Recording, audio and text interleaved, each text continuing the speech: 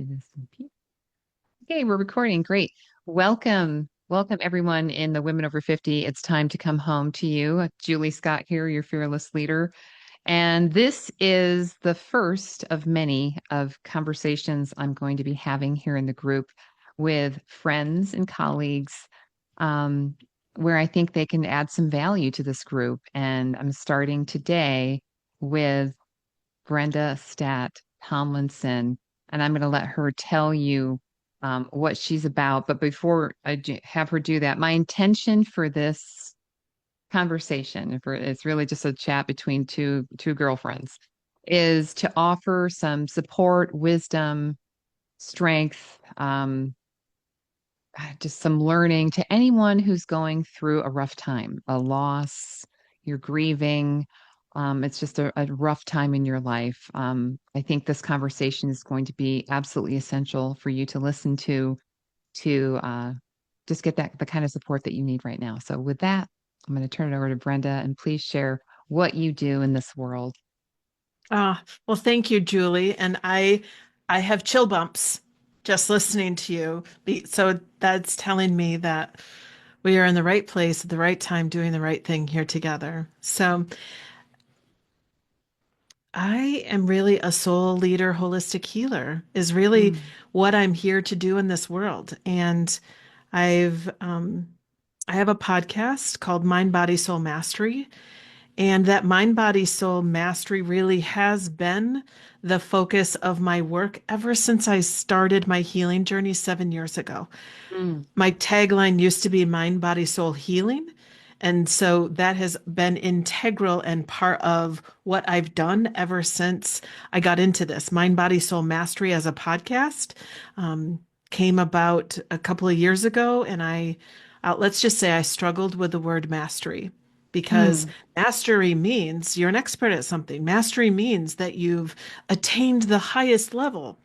Well, I definitely don't feel that I've mastered mind, body, and soul. Yet every day is an opportunity for me to practice, for me to align my mind, body, and soul, because I've learned and I've had enough experiences that when my mind and my body, and I can explain those further, and my soul are in alignment and working together in partnership, life flows so much better. Yes. Life flows easier. Hmm. And things come to me when they're meant for me at the time that I'm meant for them. Life isn't hard. Life isn't full of, I want to say suffering, yet that's not true because life is full of suffering. It just is. But I've found myself being able to move through that suffering faster, quicker, easier, Yep. with more intention, with more grace, more compassion, Oh, because of my healing I love it. and the work that I do. Well, I want to say a couple of things because I did a reel around the subject of mastery or being an expert, right? And I really believe that you are the expert of your life experience. So, and I'm the expert of my life experience, and nobody can argue with someone's lived experience, right? Well And so, said. right. And so I love that idea that we're all experts in our own right. So what we have to say is worthy of being heard. So Mm. I love that. I love everything that you do and everything about you. And thank you for having me as a guest on your podcast recently. I really enjoyed our conversation. Um, and as you know, I actually would just like to start off and ask you what started you off on your healing journey? What happened 7 years ago? What started you off? Sure. So I'm I'm a single mom, so I've had four children, and at the time, 7 years ago, I had three teenagers living in my home, and my youngest two were really just, I call them rebel teens. They're just disrespectful, talking back like life was hard. And my son, my third child, was really making some poor choices. He was getting into trouble. He was getting into drugs. He was suspended from school. Um, juvenile delinquent, like just some stuff. And I had no control. I had no, like, yeah, it was, I look back at that time and say it was like living in a war zone. It was Mm. the youngest two children against my second son and myself. And it was not pleasant. It was not fun. It was not, I mean, it was some awful times. And so it was the fall of 2019, and there was another argument. And this was the child, my son Ian was the child who was, I've learned now, my mirror. He brought up all the unhealed stuff in me. Now, I was not aware this is what was happening. And I Mhm. was living in my conditioned pattern of parenting and trying to argue and reason and all those things. Like I had my own conditioning, my own stuff that was being disturbed in me. Right. And so this was the child who could get me 0 to 60 just like that. And I'm Mm. losing my shit and saying things I never should have said. So many times I had to put my own self in timeout just to calm Mm. down and then come out and apologize to my kid. Now, did my kids ever come out and apologize to me? No. Absolutely not. Absolutely not. But I at least had that awareness that, I just kind of began to know something, this isn't working. And I Yep. can no longer live like this. So it was Yeah. another argument, a door slam, and it was like I stood in my dining room, just that was it. I mean, Enough I is had to do enough. something. Yeah. Yes, I had to That do I think, something. yep. That's the I turning can't live point this for way anymore. everybody. Yeah. That Yeah. it's like we get to that point where it's like enough is enough and you know Yes. you mean it this time. Yes. Yes. Oh. And I also knew enough that I could only change me, that what Yep. I was doing wasn't working. And Mm. I had to work on me. It was time for me to go work on me. I've been in talk therapy before and love it. It was great, but it was for that season and it Yep. wasn't going to work this time. I just knew that deep in my gut. And so I sought alternative methods of healing, alternative ways of healing, and ended up, well, let's just say it. I did some things. And then in March of 2020, no, March of 2019, my son crossed the line and I knew he couldn't stay in my home anymore and I knew he wouldn't be safe here anymore and he didn't want to stay. So by the end of that Sunday afternoon, he was on a plane to Florida and going to live with his dad. So there was custody change and a letting go and all the grief and loss around. I have this estranged relationship with my child because we weren't able to talk or communicate anymore, right? Yep. Mhm. And it was shortly after that, like once he left my home, it felt like, wow, like I could actually breathe. Like Yeah. I could actually take a breath and just breathe. Now, I would have thought that my fight flight nervous system would have, gone into its rest and digest. But I've just learned now, 7 years later, nope, I'm still stuck in that fight, flight, freeze, right? So what felt like a breath to me was it was a breath, but it was not enough of a breath to actually really work on my nervous system, calm my nervous system. Now, That's what's happening now. were you experiencing physical things as well as a result of all of this, or was it just emotional? It was definitely more emotional. So I don't know if any of I'm human design. I'm a generator, which means I can go, go, go. I can do, do, do. I can put the hat on. I've been a single mom for 17 years. Oh, Life keeps going no matter how I feel.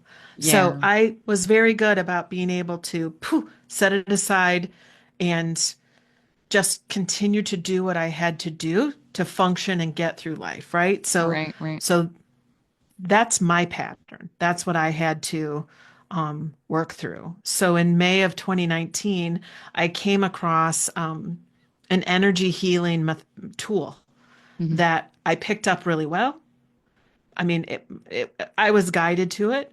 I picked it up, the techniques. I picked it up, and I realized I started healing myself. And as I Oh, was healing myself and noticing changes, I was like, wow, I can help other people do the same thing. So by the fall of 2019, I had opened the doors of my business and I was using this remote energy healing technique and working with clients as I'm healing myself. isn't it? So I think that's it's, yeah, go ahead. no, so that's really where it started 7 years ago, Mm, was with that. And then, you know, yeah. I just continued to seek ever since. Yeah. Well, I mean, and I just was going to say, I think well, I know for myself too, it's like one of the most traumatic things that I've gone through in my life and all of the traumatic things since then that I've gone through, I always seem to grow so much from it. Yeah. Right. I mean, my very first one was, leaving my husband, leaving my marriage, blowing up my marriage, having an affair, all this Yeah. stuff. Right.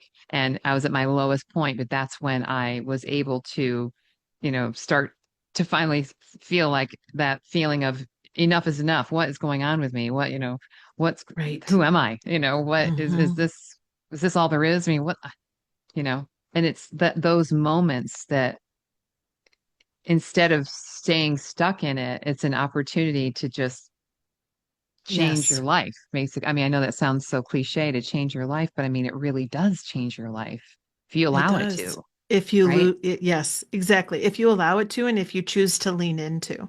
Yeah. So, okay, 7 years ago, you started your remote healing business. I know you shared with me that you had quite a lot of experience with loss in your Yes. life. Yeah. And even having Lot your son move away is in and of was a itself a loss, right? loss, right? Absolutely. So, Absolutely. so Yeah.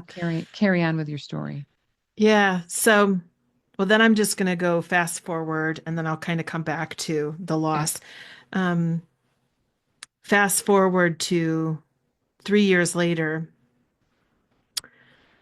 I'm in the process of, trying to establish some sort of connection, like build a bridge with this child who's living in Florida, right? And so now he's, 20, not really still at that age where conversing with mom is wanted, all those things. And so I wanted a relationship with him.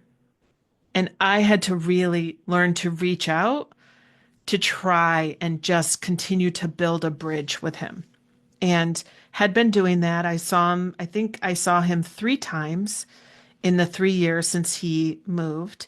Each time got a little better. It was still hard to stay connected in between. That's what it was. But it was in the fall, September of 2022, and I got the phone call that my son had died. And my son was an addict. Part of the reason why I said that, part of the reason why he left was he was into drugs, but uh, and I had hoped that moving down to Florida would Oh, change that hmm. environment and, he'd choose a different path that he didn't. And when the autopsy came back like months later, he died from cocaine-laced fentanyl. So it Oh, was his relapse because I had just had a conversation with him about 3 weeks before he died. And it was one of the best conversations we ever had. And he mm, was talking to me about, telling me about how proud he was of his sobriety and holding on this job and all these things.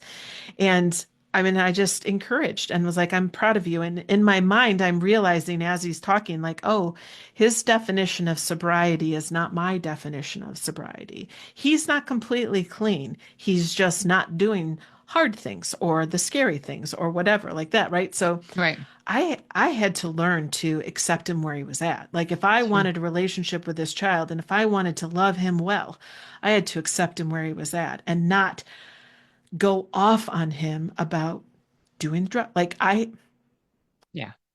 it's hard to put into words, but I couldn't be the mom that was the nag because I Yeah. couldn't be that mom anymore. I couldn't be Yeah. that mom anymore because I knew it didn't work, right? Yeah. No cheese down that tube for sure. Yes. And so it was a great conversation. It was probably one of our best ones ever. And then I got the call that you know, his relapse took his life. Wow. And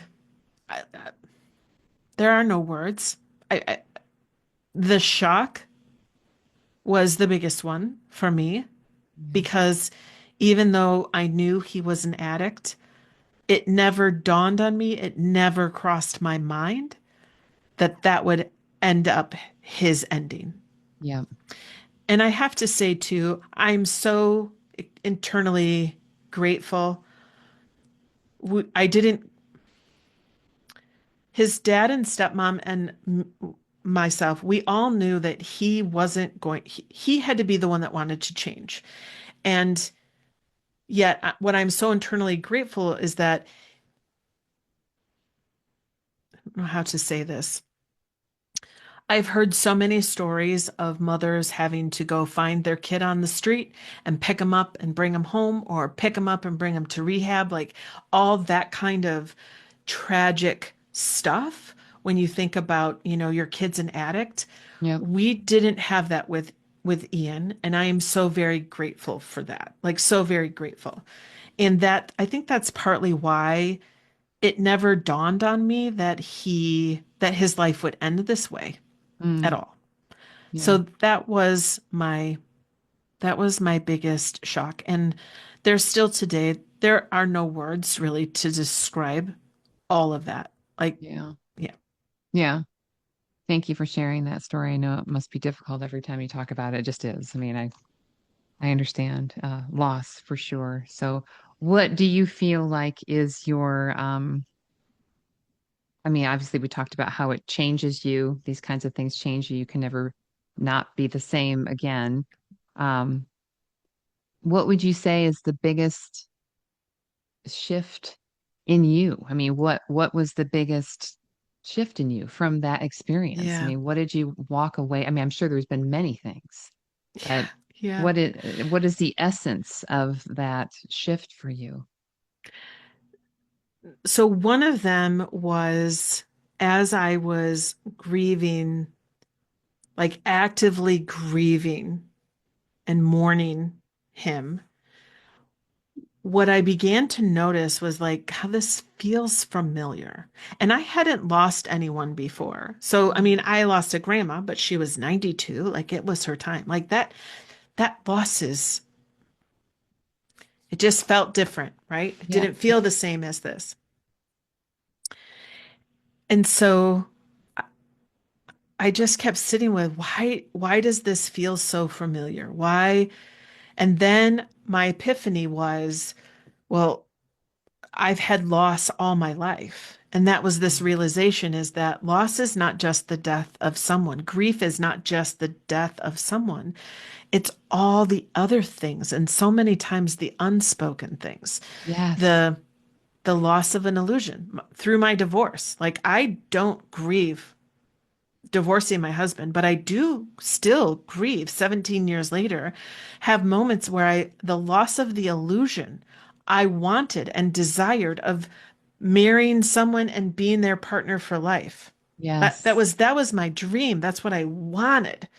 And I didn't get that. And so there are still moments where I grief hits me on that is that ugh, that yeah, loss of the illusion, the loss of a marriage that really wasn't what I thought it was, right? yeah. You can Mm. have the loss of a career, of a job you Yes. hated. Like, And to speak to the audience here in my group, it's so many women, over the age of 50 are going through the loss of an identity of yes, themselves, yes, right? Loss, it's like your kids are grown.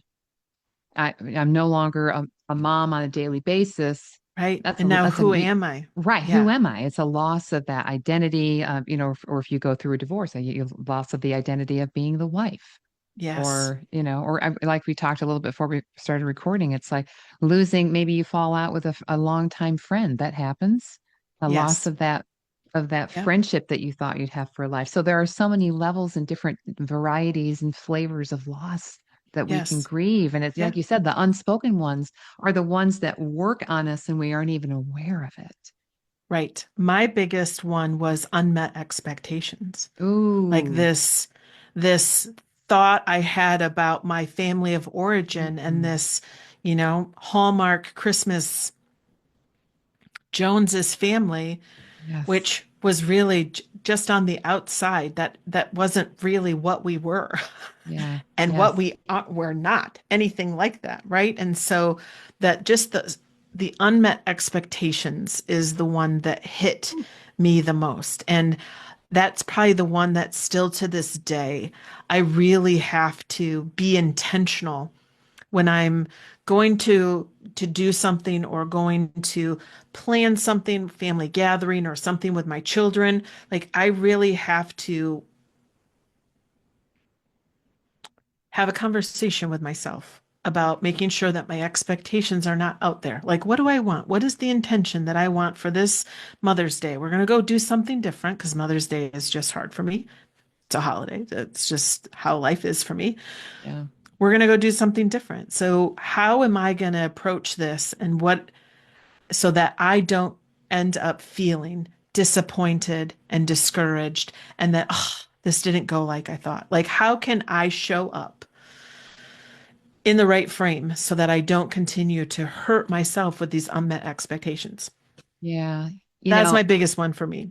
yeah, that is a huge, and I never really thought about that. And that's a massive, I'm going to be spinning around about that in my head for Yeah. so that's a really good one. But one of the things that I was just reading and one of the books I think I shared with you that I'm revisiting a lot of old books that I've read years Hmm. ago and reading them again now, and they're just hitting me like I've They never hurt you read them. differently. Yeah. Yeah, because I'm so different now, right? And one of them is what is The Untethered Soul by Mm. Michael Singer. And I don't know if you've read that or not, but one of the things that he talks about is the energy that comes from within us. It's not the energy we get from calories or sleep or whatever of the body. Right. It's Right. energy that is in us that we get from the excitement of life, right? The Yes. excitement Yeah. of, opportunities, love, whatever it is.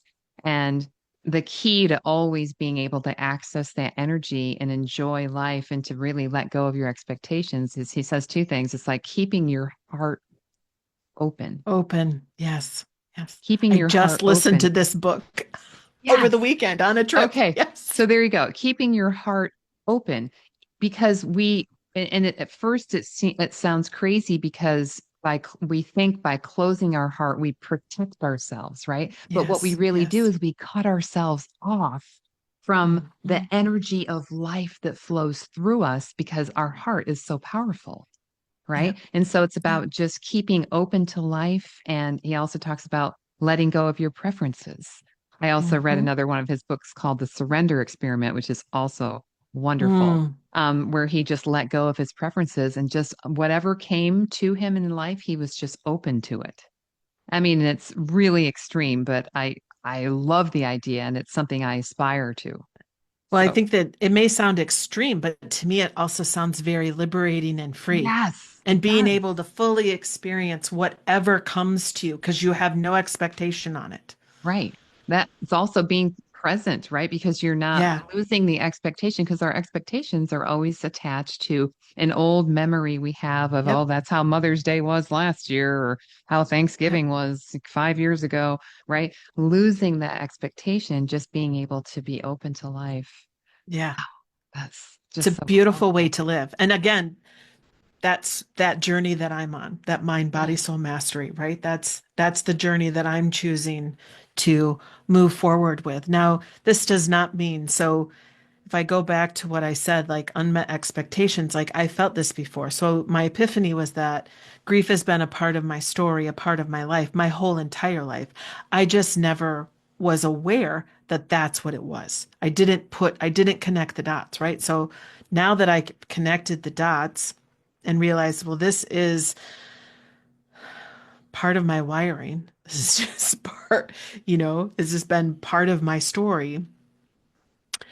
I Now I have choice, right? So I can choose, and this is what I also had to do with sitting with Ian's death. Like I could choose to sit in the suffering of his life ending at the age of 20, and I could have chosen to sit in the suffering of all the things that he isn't going to experience and do. Yeah. Falling in love, getting married, having children, having grandchildren, right? Like I I could have sat in that suffering of all of that that isn't going to happen and sit in that grief, or I can choose to accept what happened and lean into his death to see, well, he was part of my life. He was my child, part of my story. What in his death is for me? And I know that sounds so weird, No, it and doesn't. but it It is makes sense. such a very powerful, because Mm. that's the way I choose to follow my mind, to follow my alignment is to lean in and what is for me. This is happening. It can either happen to me, suffering, or it can happen for me, which I see as growth Yes. and awareness and expansion. That's how Right. I Yeah. see the Uh, difference. Resistance, acceptance, right? I mean, it's Yes. wow. Yes. Yeah. Yes. Yeah. So I've had to lean in. I chose to lean in. And how was his death for me? Yeah. And there are lots of ways. I don't know if I could put one in articulate it now, but one thing I would say is that he's such an integral part of my story, my healing journey. I mean, it's Yep. not lost on me that he's the catalyst that put me on the healing journey, Yeah. that put me on all the healing modalities and the things and the expansion and the awareness, all that. And then he's the child who died. Like Yep. that was all for me. Yep. And I wouldn't be where I am. And I'm so grateful and thankful that I've done the work. I've walked through the healing. I've walked through some of my darkest nights of the soul. I'm sure that there are still some more dark nights of the soul that I'm going to walk through. But in doing so, I have learned and gained tools and ways to help myself through it because grief runs in the back of my mind. It's a Yeah. program that runs all the time. It doesn't go. Yep. We talked about this, I think, on Yep. your interview on the podcast. It's just running in the back of your mind all the time. Yet I choose to let that program run and choose to step into the light and the um, the duality of life, where life is I can be happy and sad at the same time. I can be I can just want to cry and stay with my family with a smile on my face. Like I have that choice, I have that power. And what I choose to do in that moment is absolutely okay and perfect for that moment. Wow. Wow. Oh, you're so many words of wisdom right there. I got to tell you. I mean, it is, and I totally agree with everything that you said about, life is happening for me. It's happening for me. And when you look at it in that through that lens that it's happening for you, it just puts you in a different space. I mean, you no longer feel like you're Well, I'm a victim empowered of, now. right. You're Yes. not a victim Yes. anymore. You're not, Yep. gosh, there's nothing you can do Yep. about it because everything that you feel, you create, right? Because our Yeah. thoughts are what, I have written on a piece of paper, my thoughts alone cause my pain. I mean, Yeah. it's true. I mean, it's absolutely true.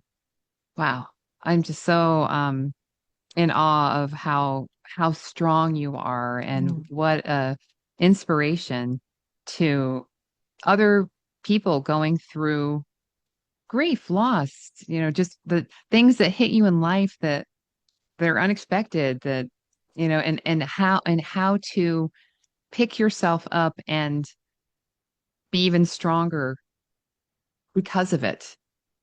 I mean, I know Thank you you. probably don't know, if I know you don't love compliments, but I mean, Well, that's no, I'm what I, sitting and struggling with being strong because they don't get me wrong. I mean, I agree with that. That's how I've had to be, Mhm. right? There are moments when I don't fucking want, sorry, I don't want It's to be okay. strong. We can fucking swear if we want to. It's my I want to group. be Let's go. strong. Yeah. Yeah, but it's like I don't want to be strong. So I'm still single. There are moments when, God, I just want someone else to carry the ball for a while. Yeah, I just want a soft place to land. I just want to be able to, I want my nervous system to be able to settle down and completely move into rest and digest. So again, that duality. Yep, I'm strong and I don't always want to be, right? of course, of course. Well, and also too, I mean, I really believe too, it's like when you're ready to allow yourself to receive that, Yeah. right? Yes. When Yeah. you feel Yes. worthy, deserving, ready, Yep. whatever the word is for you, Yep. and only you know, right? Then just like magic, somebody will appear and it will seem that he or that person was here the whole time. It's like there's no, and like talk, I always joke about this. I hear so many women say there's no good men in the world. And one of my clients has been dating her next door neighbor for a year and a half. It's like, really?